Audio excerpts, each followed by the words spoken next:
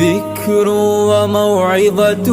ونور فيه شفاء للصدور وشفيعنا يوم النشور. بسم اللہ الرحمن الرحیم نحمده ونصلی علی رسولہ الکریم اما بعد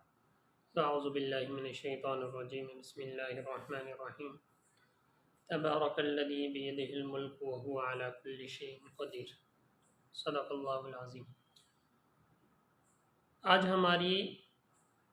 25ویں تراویح اور 29واں سپارہ ہے. رحمان اکیڈمی کی جانب سے خلاصہ قرآن کا سلسلہ چل رہا تھا.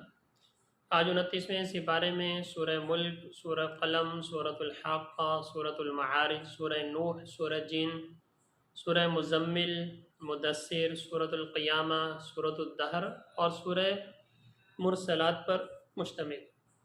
یہ چند صورتیں 29ویں پارے میں مذکور ہیں، جن میں سب سے پہلی سورۃ الملک ہے، جس کی احادیث میں بڑی فضیلت آئی ہے کہ اس صورت میں جہنم کی ہولناکی اور جہنم کی سختیوں کا ذکر ہے.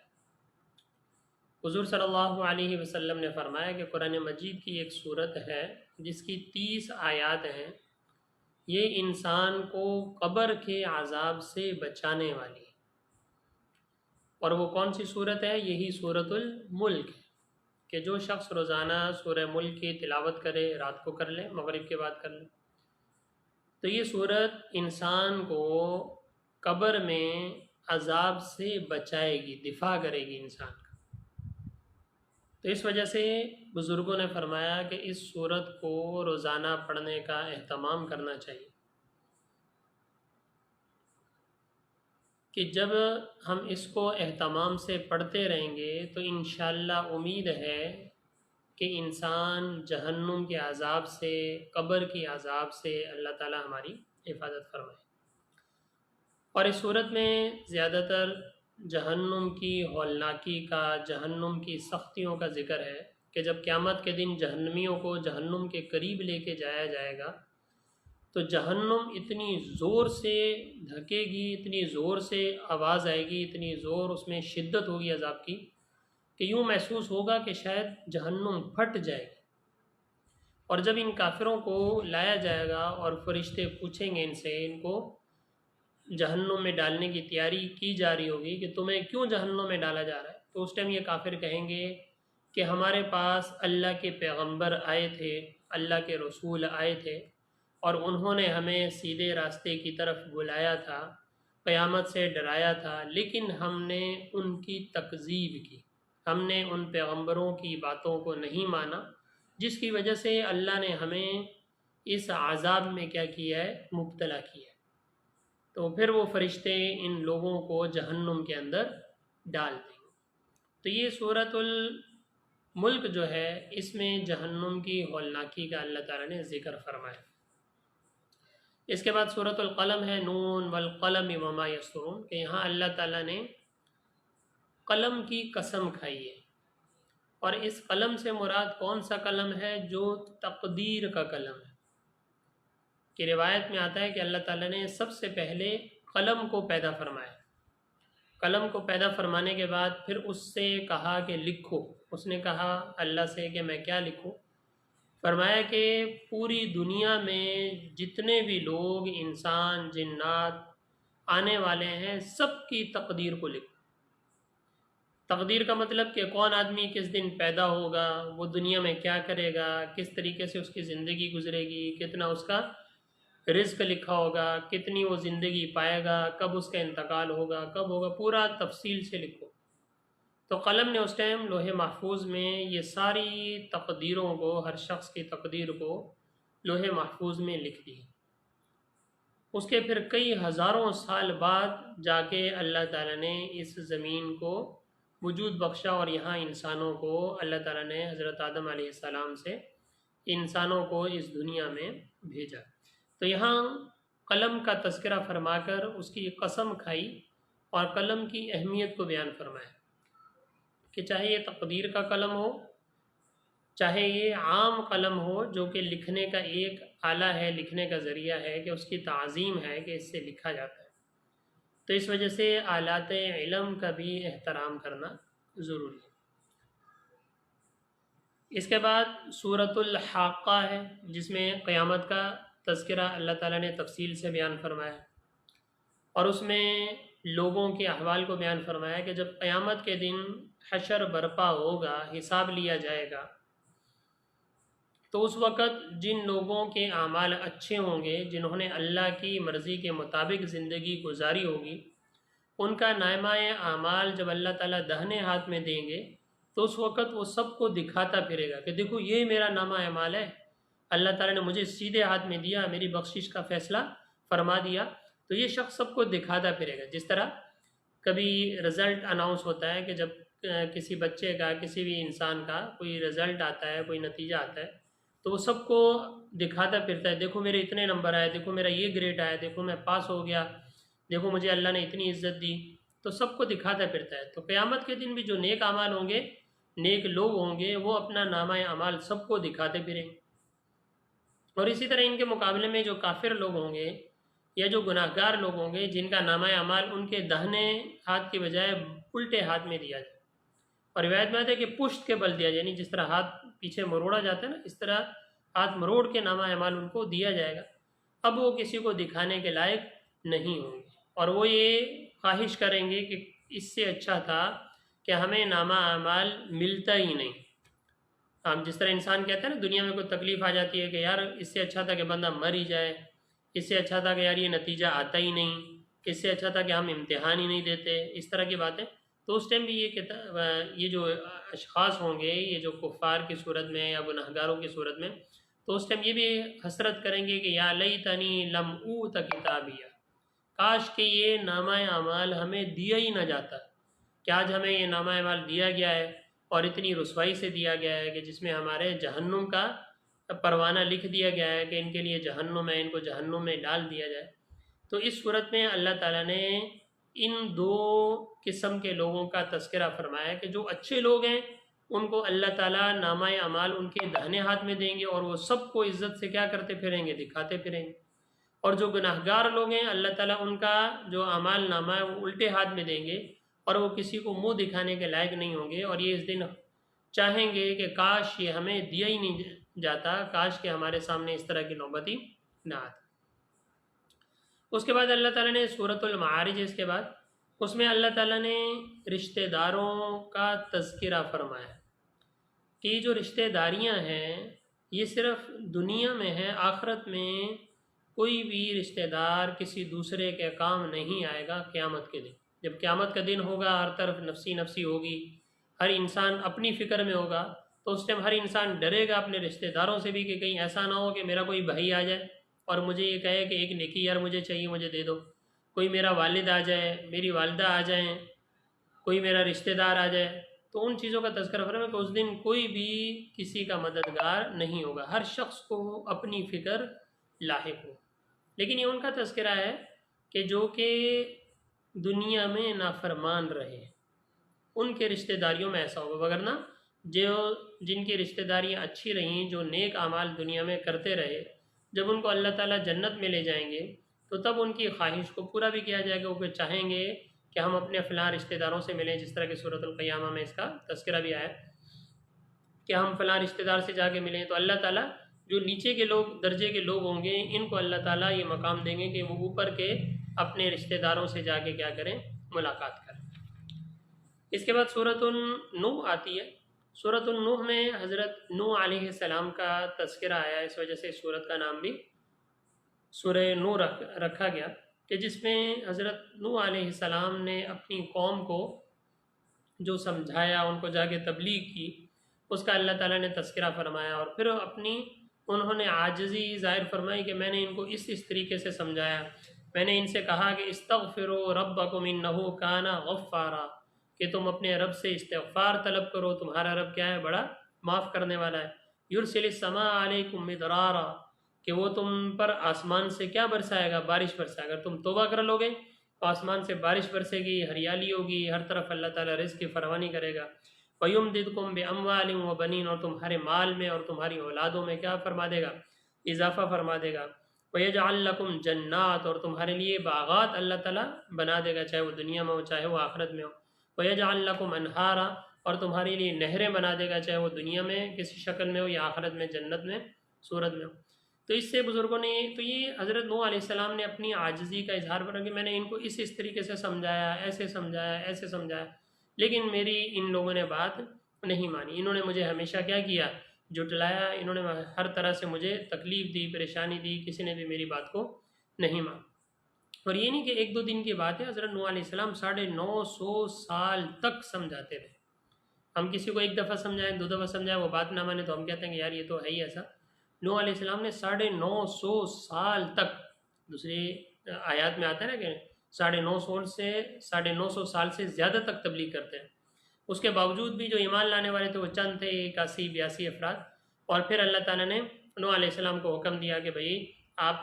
کی قوم پر اب عذاب آنے والا ہے، تو آپ ایسا کریں کشتی تیار کریں، اور جو آپ کے ماننے والے ان سب کو اس کشتی میں کیا کر لیا جائے، سوار کر لیا جائے۔ تو یہاں بھی کفار نے مذاق اڑایا کہ یہ صحرا میں کشتی تیار کر رہے ہیں۔ تو پھر کشتی تیار ہوئی، تفصیلی واقعہ ہے۔ کشتی تیار ہونے کے بعد انہوں نے اپنے سب مسلمان جو تھے، ان پہ ایمان لانے والے تھے، ان سب کو کشتی میں بٹھایا، اپنے بیٹے کو تبلیغ کرتے رہے، لیکن اس نے نہیں مانا۔ اور یہاں تک کہ 11ویں پارے میں تفصیل سے ہے نا، 11ویں-12ویں میں کہ اور وہ یعنی موج ان کے درمیان کیا ہو گئی، حائل ہوگی، اور وہ بیٹا کیا ہو گیا، غرق ہو گیا۔ سارا تفصیل سے اللہ نے واقعہ بیان فرمایا کہ وہاں پھر پوری دنیا میں یہ عذاب آیا، اور اس کے بعد سارے لوگ کیا ہو گئے تھے، کفار سارے ختم ہو گئے تھے۔ پھر نئے سرے سے ایک نئی دنیا دوبارہ سے انہی لوگوں سے کیا ہوئی ہے، شروع ہوئی ہے، حضرت نوح علیہ السلام کی جو قوم تھی۔ تو اس صورت میں اللہ تعالیٰ نے حضرت نوح علیہ السلام کی تبلیغ کا تذکرہ اور ان کے سارے انداز کو کیا کیا ہے، بیان فرمایا۔ اس کے بعد سورۃ الجن ہے، 29واں پارہ، جہاں نصف ہوتا ہے اس کے بعد سے سورۃ الجن ہے، جس میں اللہ تعالیٰ نے جنات وغیرہ ان کا تذکرہ فرمایا کہ جس طرح انسانوں کو اللہ نے اپنی عبادت کے لیے پیدا فرمایا، وما خلقت الجن والانس الا لیعبدون، کہ ہم نے انسانوں اور جنات کو صرف اپنی عبادت کے لیے پیدا فرمایا۔ تو اس وجہ سے جس طریقے سے انسانوں کا بھی وجود ہے، اسی طریقے سے اس دنیا میں جنات کا بھی وجود ہے، فرشتوں کا بھی وجود ہے۔ فرشتے اللہ تعالیٰ کے نورانی مخلوق ہیں، ان سے تو کوئی گناہ سرزدی نہیں ہوتا، اس وجہ سے وہ مکلف بھی نہیں ہے۔ مکلف کون ہے؟ انسان اور جنات، کیونکہ ان کو اللہ تعالیٰ نے اختیارات دیے ہیں کہ تم اچھے کام بھی کر سکتے ہو اور تم برے کام بھی کر سکتے ہو۔ اچھے کام کرو گے تو تمہیں یہ صلہ ملے گا، برے کام کرو گے تو تمہیں یہ سزا ملے گی۔ اور یہاں اللہ تعالیٰ نے اصل میں جو تذکرہ فرمایا کہ کفار کو سمجھانے کے لیے کہ دیکھو اگر تم ایمان نہیں لاؤ گے، اگر تم نبی کی بات نہیں مانو گے، تو پھر اللہ تعالیٰ تمہاری جگہ کسی اور قوم کو لے آئیں گے، اور وہ کیا کرے گی، ایمان لے کے آئے گی۔ اس میں کافی سارے واقعات لکھیں۔ بعض حضرات نے فرمایا کہ یہ اس وقت کا واقعہ ہے کہ جب جنات کو پہلے آسمانوں پہ جاتے تھے، ایک دوسرے کے اوپر لائن لگا کے، اور وہاں سے آسمانی خبروں کو لے آتے تھے، لیکن آپ صلی اللہ علیہ وسلم کی پیدائش کے بعد ان کا آسمانوں پہ جانا کیا کر دیا گیا تھا، بند کر دیا گیا تھا۔ اب ان کو فکر لاحق ہوئی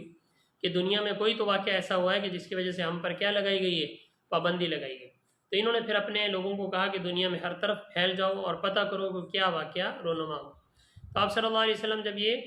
مکہ مکرمہ کی طرف آئے تو آپ صلی اللہ علیہ وسلم فجر کی نماز میں وہاں پہ ایک میدان میں تلاوت فرما رہے تھے۔ تو جب انہوں نے اس قرآن کو سنا تو اب ان کے دل میں آیا کہ یہ تو واقعی کسی اور ذات کا کلام ہے، اللہ تعالیٰ کا کلام ہے، اور یہی وجہ ہے کہ ہمارے اوپر جانے پر کیا کر دی گئی، پابندی لگا دی۔ اور دوسرے اور بھی واقعات لکھیں کہ آپ صلی اللہ علیہ وسلم نے جب مشرکین مکہ سے تنگ آ کر آپ صلی اللہ علیہ وسلم نے طائف کی طرف تبلیغ کرنے کا ارادہ فرمایا، اور آپ صلی اللہ علیہ وسلم طائف کی طرف گئے، لیکن طائف والوں نے بھی آپ صلی اللہ علیہ وسلم کی بات کو نہیں مانا، اور آپ صلی اللہ علیہ وسلم کو بہت تکلیف دی، یہاں تک کہ لڑکوں کو پیچھے لگا دیا، پتھر مار مار کے آپ صلی اللہ علیہ وسلم کو نعوذ باللہ لہو لہان کر دیا۔ آپ صلی اللہ علیہ وسلم ایک باغ میں پناہ لی، اور پھر اس کے بعد اللہ تعالیٰ نے وہاں ایک یعنی یہ جو جنات تھے ان کے وفد کو پھر مکہ مکرمہ کی طرف بھیجا، اور ان لوگوں نے جب قرآن مجید کی تلاوت سنی، قرآن مجید کی یہ بات سنی، یعنی تلاوت، پھر یہ گئے اپنے واپسی جہاں ان کا یعنی جو علاقہ تھا، وہاں جا کے انہوں نے پھر باخبر کیا کہ اس طریقے سے دنیا میں ایک شخص آئے ہیں جن کا نام محمد ہے، اور وہ لوگوں کو کیا کرتے ہیں، تبلیغ کرتے ہیں، لوگوں کو سکھاتے ہیں، اور اللہ کے رسول ہیں۔ اور پھر ان کا وفد آیا پورے جنات کا، کافی 114 یا کتنی تعداد تھی، اور پھر آ کے انہوں نے اگلی ملاقات میں آپ صلی اللہ علیہ وسلم سے ملاقات کی اور آپ صلی اللہ علیہ وسلم پر ایمان لے کے آئے۔ تو یہ اس طرح کے واقعات کا اللہ تعالیٰ نے یہاں پہ تذکرہ فرمایا۔ اس کے بعد سورۃ المزمل ہے، سورۃ المدثر ہے۔ سورۃ المزمل یا ایھا المزمل قم اللیل الا قلیلا، کہ جس میں اللہ تعالیٰ نے تہجد کی فرضیت کو اپنے نبی کے لیے کیا کیا ہے، بیان فرمایا کہ تہجد کی نماز حضور صلی اللہ علیہ وسلم پر تو فرض تھی لیکن امت پر فرض نہیں فرمائی۔ اگر امت پر فرض ہو جاتی بڑی مشقت ہو جانی تھی، لیکن تہجد کی نماز کی بڑی فضیلت ہے، بڑی برکات اللہ تعالیٰ نے رکھی ہیں۔ اس وجہ سے جتنی کوشش ہو سکے اس نماز کو پڑھنے کا اہتمام کرنا چاہیے۔ صبح انسان فجر کے وقت سے تھوڑا جلدی اٹھ جائے، جلدی اٹھ کے جتنا ہو سکے 2 رکعت 4 رکعت 8 رکعت انسان تہجد کے نوافل ادا کرے، اس کے اللہ تعالیٰ نے بڑا اجر و ثواب رکھا ہو۔ آپ صلی اللہ علیہ وسلم کا تو پوری زندگی معمول رہا، آپ صلی اللہ علیہ وسلم پہ تو فرض کے درجے میں تھی جس طرح باقی نمازیں۔ یہ امت محمدیہ پر احسان ہوا کہ فرض تو نہیں ہوئی لیکن اللہ تعالیٰ نے فضیلت اتنی رکھی ہے کہ جس کا کوئی اعتبار نہیں۔ اور آج کل تو رمضان المبارک کا مہینہ چل رہا ہے، تو ہر شخص جو ہے وہ صبح تہجد کے وقت اٹھ ہی جاتا ہے، کیونکہ سحری کرنی ہوتی ہے، اور سحری جو ہے وہ فجر کے وقت سے پہلے انسانوں نے کرنی ہوتی ہے مسلمانوں نے۔ تو اس سے پہلے جب آپ اٹھ گئے آپ 10-15 منٹ جلدی اٹھ جائیں۔ مثال کے طور پہ اگر آج کل 4:45 بجے وقت ختم ہو رہا ہے تو آپ اگر 4 بجے اٹھ رہے ہیں تو 4 بجے اٹھنے کے بجائے آپ 4:45 بجے اٹھ جائیں۔ 4:45 بجے اٹھیں، اٹھ کے باوضو ہوں، اور وضو کرنے کے بعد جتنا اللہ تعالیٰ توفیق دیں 2 رکعت 4 رکعت 8 رکعت تہجد کا کیا کر لیں، اہتمام کر لیں۔ تو کم سے کم رمضان میں تو ہم آسانی سے کیا کر سکتے ہیں، اس کا اہتمام کر سکتے ہیں، اور باقی دنوں میں بھی تہجد کا اہتمام کرنا چاہیے۔ اس کے فضائل احادیث میں بڑے تفصیل سے آپ لوگ پڑھ سکتے ہیں۔ اس کے بعد سورۃ المزمل ہے، وہ بھی تقریباً اسی طرح کے واقعات پر مشتمل ہے۔ اور اس کے بعد سورۃ القیامہ ہے، لا اقسم بیوم القیامہ، آگے ولا اقسم بالنفس اللوامہ، یہاں اللہ تعالیٰ نے انسان کے جو نفوس ہیں ان کا تذکرہ فرمایا، اور 3 طرح کے نفوس کا اللہ تعالیٰ نے یہاں پہ کیا کیا ہے، تذکرہ فرمایا۔ ایک نفس لوامہ، ایک نفس مطمئنہ، اور تیسرا نفس امارہ۔ تفصیل سے اس کا بھی تفاسیر میں انسان کو مطالعہ کرنا چاہیے۔ اس کے بعد سورۃ الدہر ہے، سورۃ الدہر میں اللہ تعالیٰ نے تذکرہ فرمایا انسان کے لیے آخرت کی نعمتوں کا، ایک نہر کا جنت میں، کہ جنت میں یا جہاں بھی یہ جو نہر ہوگی، نہر جہاں سے پانی پیتے ہیں، تو اس کا پانی صرف ان لوگوں کو نصیب ہوگا جن کے اللہ تعالیٰ نے آگے 3 صفات بیان فرمائی۔ یہ کون سا؟ وَيُوفُونَ بِالنَّذْرِ، جو اپنی نظروں کو کیا کرتے ہیں، پورا کرتے ہیں، کہ اگر کوئی نظر مان لی، اگر کوئی منت مان لی ہے جائز کام کے لیے تو اس کو کیا کرتے ہیں، پورا کرتے ہیں۔ وَيَخَافُونَ يَوْمًا، اور اللہ کے سامنے کھڑے ہونے سے اس دن سے ڈرتے ہیں۔ اس دن سے مراد قیامت کا دن، کہ قیامت کا خوف ان کے دلوں میں کیا ہے، موجود ہے۔ وَيُطْعِمُونَ الطَّعَامَ عَلَىٰ حُبِّهِ مِسْكِينًا وَيَتِيمًا وَأَسِيرًا، اور جو خود اپنے دسترخوان پر ان کو اچھا لگتا ہے کہ ہم یہ کھائیں، تو یہ لوگ اس کو یتیموں کو، مسکینوں کو، قیدیوں کو، ان لوگوں کو کیا کرتے ہیں، کھلاتے ہیں۔ یعنی ایک تو یوفون بالنظر، اپنی نظروں کو پورا کرتے ہیں، دوسرا قیامت کا خوف، اللہ کا خوف ان کے دلوں میں موجود ہے، اور تیسرا یہ بڑے سخی لوگ جو خود پسند کرتے ہیں کھانے پینے میں، پہننے میں، وہ دوسروں کو بھی اس پہ کیا کرتے ہیں، ترجیح دیتے ہیں۔ تو جو شخص اس طرح کی صفات کو اپنائے گا تو اللہ تعالیٰ اس کو جنت کے باغات، جنت کی نہروں کی سیر کروائے گا۔ مطلب یہ کہ اللہ تعالیٰ انہیں جنت میں داخل فرمائے۔ اور سب سے آخر میں سورۃ المرسلات ہے، اور سورۃ المرسلات اور آگے جو 2 صورتیں اما پارہ میں بھی کل آ جائیں گی، اس میں زیادہ تر آخرت کی زندگی سے متعلق ہے۔ جس طریقے سے قرآن مجید کا اختتام ہو رہا ہے تو اسی طریقے سے انسانوں کو بھی چاہیے کہ وہ اپنی آخرت کی زندگی کو ترجیح دیں، کہ جس طریقے سے زندگی ڈھلتی جا رہی ہے، زندگی چلتی جا رہی ہے، تو آخر ایک وقت آنا ہے کہ جہاں انسان کو موت آ جائے گی، اور جب موت آ جائے گی پھر اس کے بعد انسان کے تمام اعمال کا دروازہ بند کر دیا جائے گا۔ پھر وہی کام آئے گا جو انسانوں نے سب سے پہلے اعمال اپنی زندگی میں کیے۔ تو جو کچھ انسانوں نے کرنا ہے وہ زندگی کے اندر کرنا ہے۔ جب آپ کی یہ سانس چلی گئی، آپ کی یہ سانس نکل گئی، انسان کی زندگی ختم ہو گئی، ختم ہونے کے بعد پھر کوئی فائدہ نہیں ہے، اور زندگی کا کوئی بھروسہ نہیں۔ آج ہم ہیں، کل کو نہ ہوں، پرسوں کو نہ ہوں، آج ایک سانس آ رہا ہے دوبارہ آئے نہ آئے، کوئی انسان کی موت کی گارنٹی نہیں ہے، کوئی زندگی کی گارنٹی نہیں ہے۔ جب کوئی گارنٹی نہیں ہے، کسی لمحے بھی آ سکتی ہے، تو انسان کو ہر لمحے اللہ تعالیٰ کی طرف رجوع کرنا چاہیے۔ ہر لمحے انسان کو آخرت سے آخرت کی تیاری کرنی چاہیے، گناہوں سے بچنا چاہیے، کہ جس طریقے سے ہم روزہ رکھ کے جائز کاموں سے بچ جاتے ہیں، کھانے سے بچ جاتے ہیں، پینے سے بچتے ہیں اور دیگر چیزوں سے بچتے ہیں کہ ہمارا اللہ ہمیں دیکھ رہا ہے، تو اسی طریقے سے انسانوں کو یہ مشق کرائی جا رہی ہے کہ عام گناہوں کے وقت بھی یہ نظریہ، یہ سوچ ذہن میں رکھو کہ ہمارا اللہ کیا کر رہا ہے، ہمیں دیکھ۔ جب رمضان میں روزہ رکھ کے ہم جائز کھانے پینے سے اپنے آپ کو روک سکتے ہیں، تو عدم رمضان میں، رمضان کے علاوہ ہم ناجائز کاموں سے اپنے آپ کو کیوں نہیں روک سکتے؟ اس خوف کی وجہ سے کہ اللہ ہمارا کیا کر رہا ہے، ہمیں دیکھ رہا ہے، اور موت کا کچھ پتہ نہیں ہے، پتہ نہیں اگلے لمحے ہماری کیا آ جائے، موت آ جائے۔ اور جب انسان موت کی تیاری رکھتا ہے، جب انسان قیامت کی تیاری رکھتا ہے، موت کا خوف رکھے گا، تو پھر انسان گناہوں سے کیا ہوتا ہے، بچتا ہے۔ اللہ تعالیٰ سے دعا ہے کہ اللہ تعالیٰ جو کچھ پڑھا گیا، اللہ تعالیٰ اس کو قبول فرمائے اور اس کو اپنی زندگی میں اپنانے کی توفیق عطا فرمائے۔ اللہ تعالیٰ کے فضل و کرم سے آج ہمارے 29 سپارے، ان کا تفسیر کا جو خلاصہ ہے وہ مکمل ہو گیا۔ کل انشاءاللہ ہمارا ختم ہوگا، کل 30واں سپارہ ہے، اور اکثر میں عرض کرتا رہتا ہوں کہ یہ صرف خلاصے کے طور پہ آپ کے سامنے اشارتاً بیان کیا جاتا ہے، باقی اس کا مقصد بھی یہ ہے کہ تاکہ آپ کو اشارتاً پتہ چل جائے کہ اس سپارے میں، اس صورت میں کیا احکامات بیان ہوئے ہیں، اور پھر ہماری ذمہ داری ہے کہ ہم ان احکامات کو تفصیل سے اس صورت میں خود پڑھیں یا کسی اپنے استاد سے اس کو پڑھیں اور اس کو سمجھیں اور اس کو اپنی زندگی میں اپنانے کی کوشش کریں۔ اللہ تعالیٰ سے دعا ہے کہ اللہ تعالیٰ ہماری دنیا بھی اچھی فرما دے اور ہماری آخرت بھی اچھی فرما دے۔ وآخر دعوانا ان الحمد للہ رب العالمین۔